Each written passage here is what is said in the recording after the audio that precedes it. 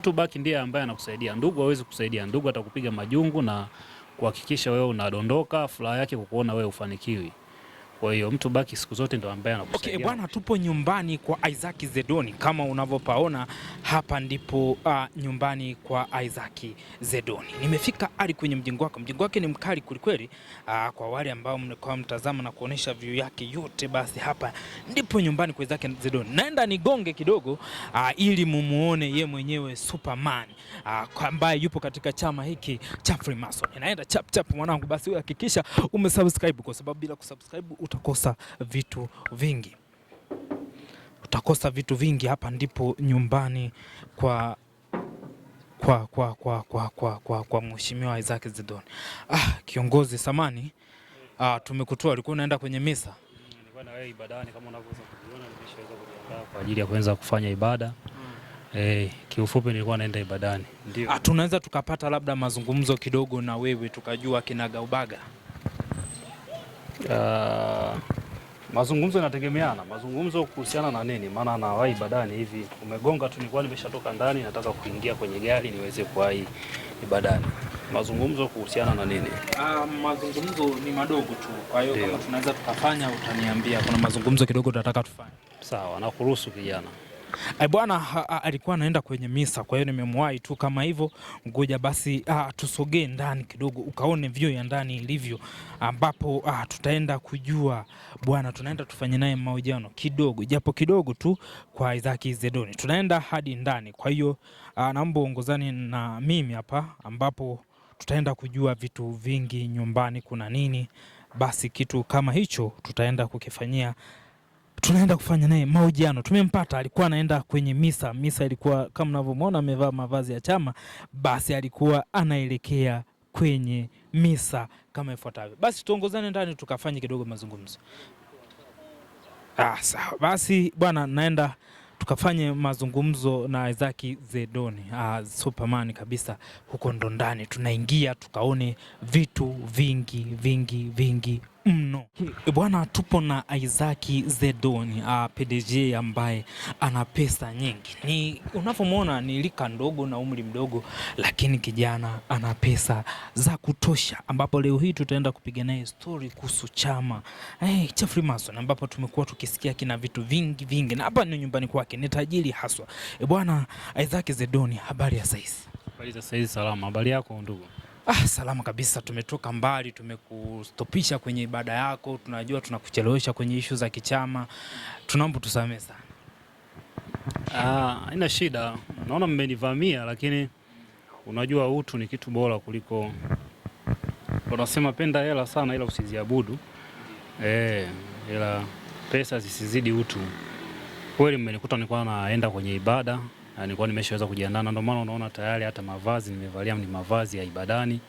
Hizi gloves unaziona ni gloves kwa ajili ya ibada, manake ni kwamba nilikuwa nimeshatoka ndani naenda nje niweze kuwasha gari nilitoe gari na kuelekea ibadani, lakini ghafla nikakuta wewe unagonga. Basi nikasema nikusikilize kwa sababu mlinzi kidogo yuko mbali, ametoka kidogo. Bwana, shukrani sana kwa hiki kitu ambacho umekitenda, kwa sababu ni kitu cha kiutu sana. Wengi wasingetufanya, yani watu wengi wenye pesa hawapo tayari uingie kwenye nyumba yao ukajua siri zao, lakini wewe tulivyosikia tu kwamba ni tajiri haswa na una mambo mengi. Leo tumekuta nyumbani na hatimaye umetupokea. Shukrani sana. Asante pia. Karibu. Labda tunataka tujue vipi utajiri wako kwa sasa unagharimu labda dola ngapi bwana Isaac? Yaani tutobele tusili kama hizo. Watu wanakuona tu mtaani unavimba kitu kama hicho. Siwezi kusema sababu ni siri. Unajua mali za mtu ni siri. Lakini wewe mwenyewe kama unavyokuja, kama ulivyokuja, kama unavyoona mazingira ya nyumbani hapa jinsi palivyo. Jinsi palivyo. Kwa hiyo ufupi watu waga hawataji siri ya mali wanazozimiliki au fedha wanazozimiliki taslimu ni kiasi gani, ila watu waga wanafanya makadirio kwa kumkadiria kulingana na mali ambazo zinakuwa zinamzunguka. Wewe tu umefika nyumbani, hii nyumba unaiona, sidhani kama inapungua chini ya milioni 350. Hii nyumba tu unaiona hapa, unaona. Kwa hiyo siwezi kukuambia kwamba benki mimi na kiasi gani, siri ya kazi. Wafanyakazi, watumishi wanafanya kazi, lakini hawajawahi sema mshahara wao wanaopokea ni shilingi ngapi. Kwa hiyo ni siri.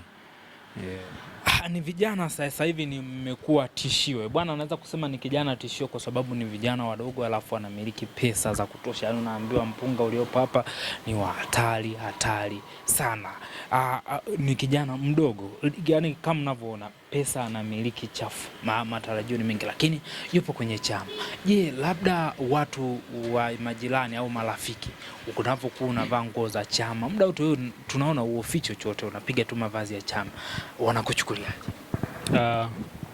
Mimi naiona, mimi kuwa mwanachama au kujiunga na chama cha Freemason, licha ya ajenda kuu ambayo ilinifanyaga nijiunge huku na niliweza kupata bahati, ni mafanikio baada ya kuyatafuta kwa muda mrefu sana.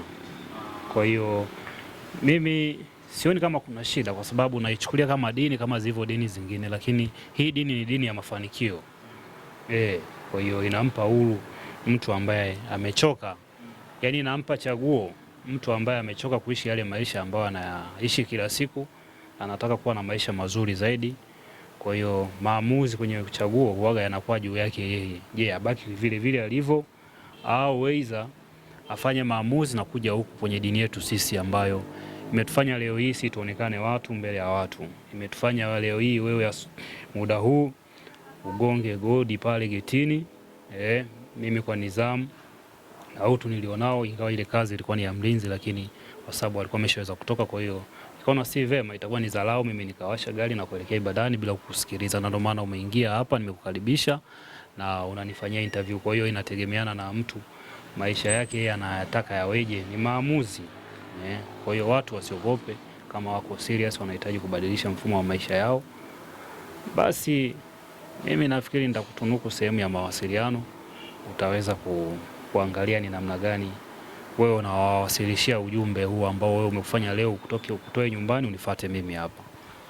Bwana, kama hujasubscribe utakuwa mtu wa mwisho kupata taarifa zetu. Kwa nakumbusha tu usubscribe ili kupata taarifa zetu suni zinapokuwa hewani. Tupo na Isaac The Don Pesa, ambaye ana pesa chafu. Jengo kama mnavyoliona, jengo ni la kifahari. Anatuliza kidogo kinywaji, lakini tunaendelea.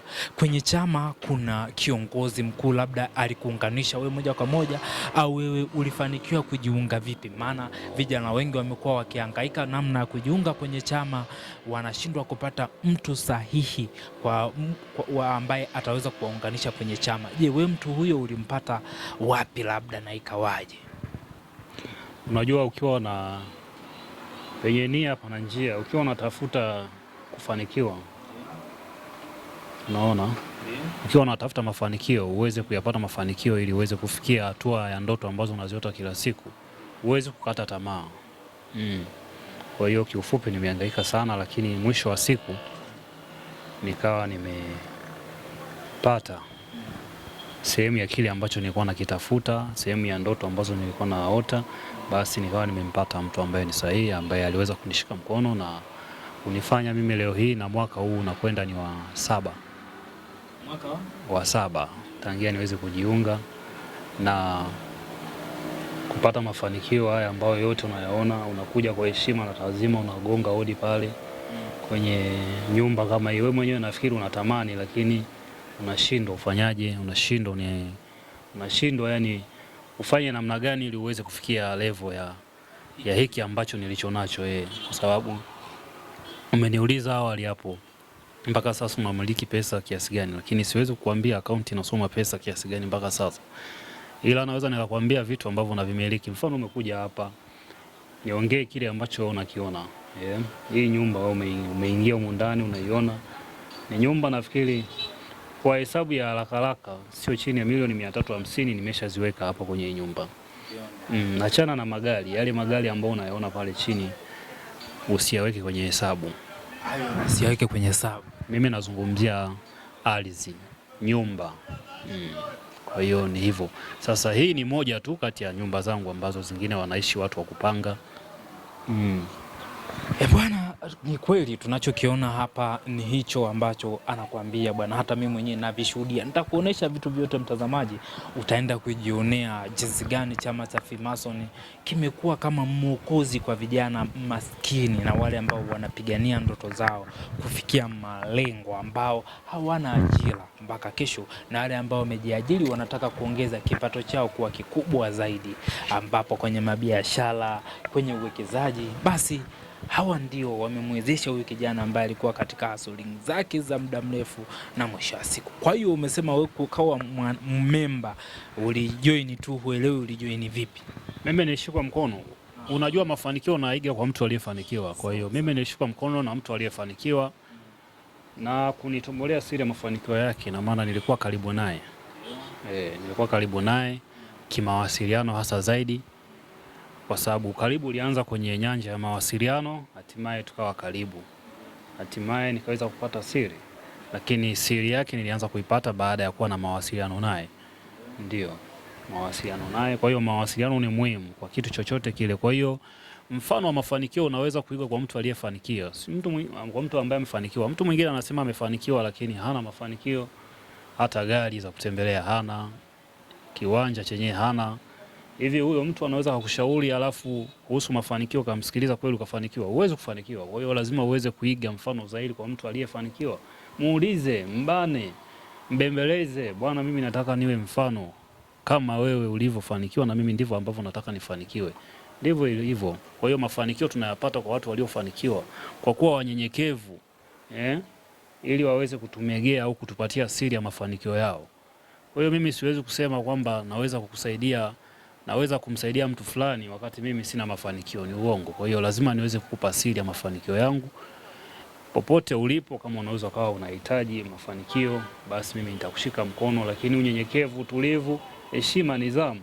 Kwa sababu mimi nilisaidiwa na mtu baki. Kwa hiyo mtu baki ndiye ambaye anakusaidia. Ndugu hawezi kusaidia. Ndugu atakupiga majungu na kuhakikisha wewe unadondoka, furaha yake kukuona wewe ufanikiwi. Kwa hiyo mtu baki siku zote ndio ambaye anakusaidia na kushika mkono. Bwana, wewe ambao hujasubscribe, ukumbuka kusubscribe, kulike, kucomment na kushare ili kupata notification soon habari zetu takavyokuwa hewani. Tupo na Isaac Zidoni, tunapiga naye story ambazo unaona ni mwanachama halisi wa chama cha Freemason, lakini hapo amekwambia kabisa ili ufanikiwe inahitaji kushikwa mkono. Mimi naweza kusema hivi, haki ulichokipata mpaka sasa ni chakula. Isaac akakupa maneno mengine, bwana Isaac Zidoni akakupa maneno mengine ya hekima na maisha yakaendelea.